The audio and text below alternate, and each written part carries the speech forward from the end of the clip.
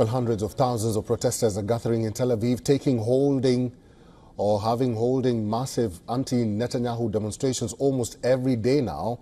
Passion is running high and there is anger on the streets. Much of this is directed at the government for not doing enough to bring back the hostages in Gaza. A recent poll states this mistrust in the government is at an all-time high.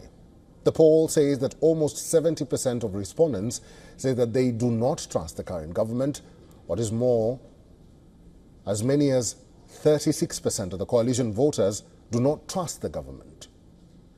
On the issue of hostages, when people were asked if they support a deal that returns of all the hostages for an end to the war, 69% said they do, compared to 21% who said they oppose it, and 10% who say they do not know. Among coalition voters, 54% say they support a deal, compared to 32% who oppose it. Of the opposition voters, 86% say they support the deal, compared with 9% who do not. The poll also showed widespread dissatisfaction with the budget passed this week.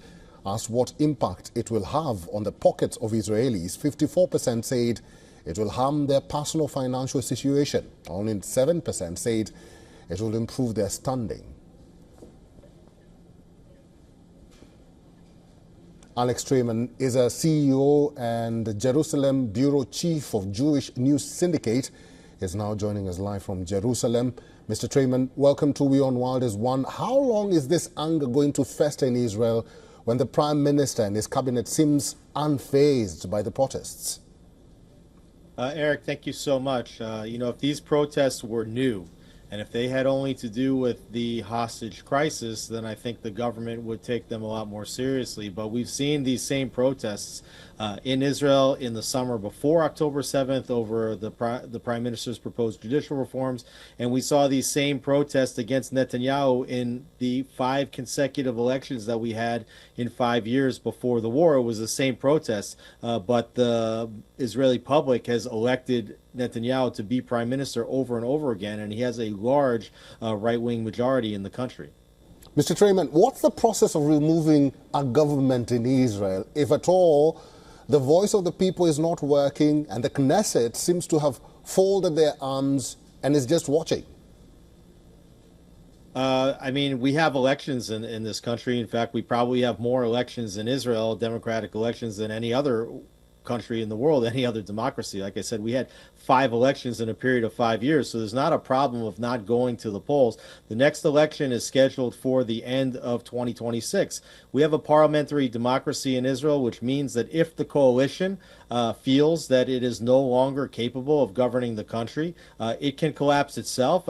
No confidence motions are being brought against the government on a weekly basis, as is standard in a parliamentary democracy, but the coalition continues to vote in favor of the stability of the government. Mr. Trayman, again, I'll ask that question, but in a different way. What about the voice of the people? If the people of Israel are dissatisfied with their government, and if it's up to the government or it's up to the coalition to dissolve itself and form a new sort of government, what happens to the voice of these people? Because the protests are seemingly going on and they will not stop.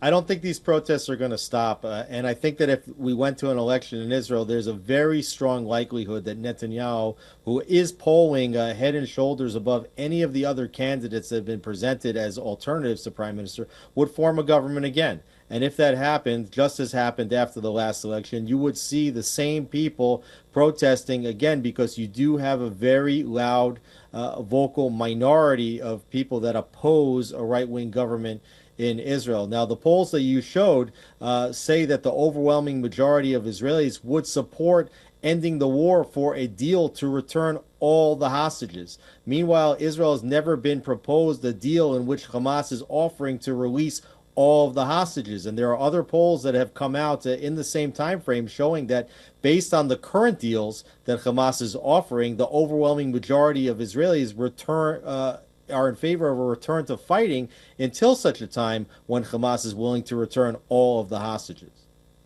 All right, Mr. Alex Trayman, We'll have to leave it there. Thank you very much for talking to us today. Thanks for having me. For all the latest news, download the WION app and subscribe to our YouTube channel.